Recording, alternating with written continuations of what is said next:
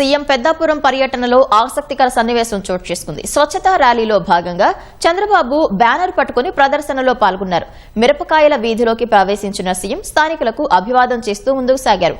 భద్రతా చర్యల్లో భాగంగా పోలీసులు వీధుల్లో పహారా ఉన్నారు. శ్రీ సీతారామాంజనేయ భక్త సమాజం సభ్యులు ఇంటి గేటు లోపలి నుంచే చంద్రబాబుకు అభివాదం చేశారు. ఈ సమయంలో అక్కడ ఆగిన చంద్రబాబు భద్రతా సిబ్బందికి చెప్పి వారందరినీ బయటకు రప్పించారు. అందరికీ నమస్కరించి యోగక్షేమాలు అడిగి తెలుసుకున్నారు. అనంతరం అక్కడి నుంచి వెళ్లిపోయారు. సీఎం స్వయంగా పిలిచి పలకరిస్తారని అస్సలు అనుకోలేదంటూ శ్రీ సీతారామాంజనేయ భక్త సమాజం సభ్యులు ఉబ్బితబ్బిపోయారు.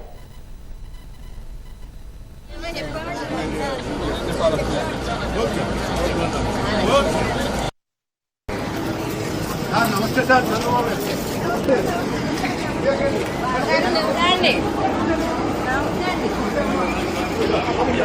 Door and open.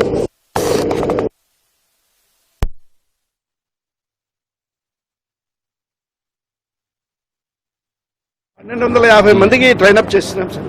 ఇప్పుడు 1250 మంది చేశారు సార్. ఎన్ని గ్రూపులు క్రియేట్ చేసావు మనం?